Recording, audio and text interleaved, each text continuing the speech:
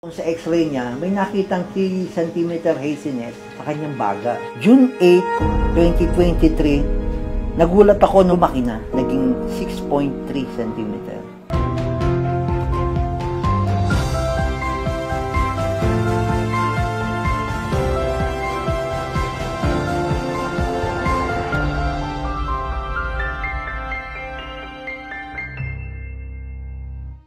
Ako po si Rosalina Bio, 58 years old, nakatira sa sitio sa Gipin, Antipolo City. Nag-umpisa noong November 2022. 2 weeks akong inubot, nakadura po ako ng dugo. Kaya nataranta na yung anak ko. Tapos tinakbo na ako ng anak ko sa ospital. Yun na nga. Akala ko mamamatay na ho ako noon. May binibili akong gamot niya. Pagdating ko dito, wala na. Wala na sila. Nalaman ko na lang na inihatid na sa ospital. Napatakbo na rin ako doon. Sobrang takot ko. Buo-buo yung lumalabas galing sa pagkaubo niya. Inilipat namin siya sa Marikina Valley. 2 weeks siyang na-confine sa ospital. Pneumonia yung findings ng doktor. Nag-alala rin talaga ako doon sa kanya. Ayun nga, tumagal kami hanggang December 10 doon. Tuloy-tuloy ang gamutan dito sa bahay.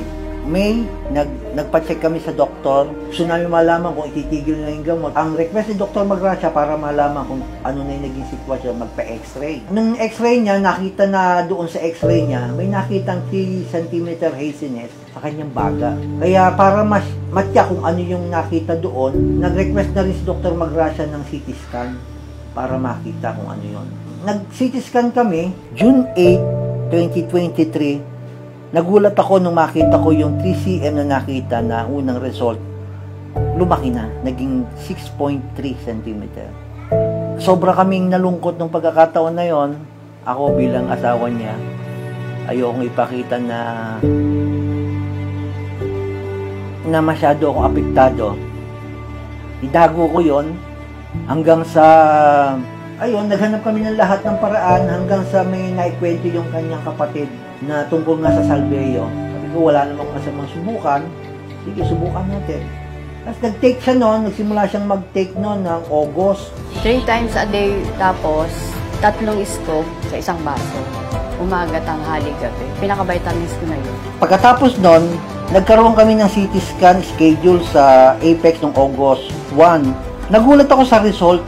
Yung 6.3 cm naging 4.8. Medyo na bigla talaga ako. Sabi ko, sige, subukan natin uli. Pagka nawala yan, maniniwala ako, talagang totoo yan. Kasi hindi pa ako kumbinsido Umulit kami uli ng 2024, nagpa-check kami uli sa doktor ng misis ko.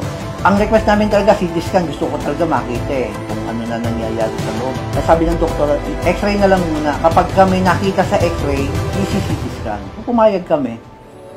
Nagulat ako, February 14, 2024, doon sa result ng misis ko. Wala na yung kanyang bukol. Kahit yung doktor, nagtanong, ano ba ginagamit nyo? Ano ba ininom nyo? Ba't ganon? Sabi ko, Salveyo lang. Kalipas ng 6 na buwan, masaya ako, na-clear na ang aking bukol sa baga dahil sa Salveyo Barley Blast. Ako po, talagang sobrang amazed.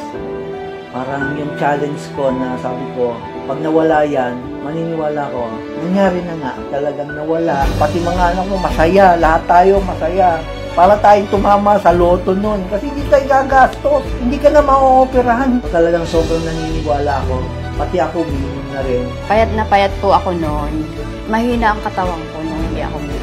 Yun yung unang napansin ko Talagang lumakas yung kanyang katawan. Yung tulog niya, naging masarap ang pagtulog mo nun Nakita ko talagang maganda yung effect. Nakakapamalengke na siya, dati hindi Partida, naglalakad pa, ayaw sumakan. Ako po, si Rosalina Bio, at ito ang aking kwentong Salveyo!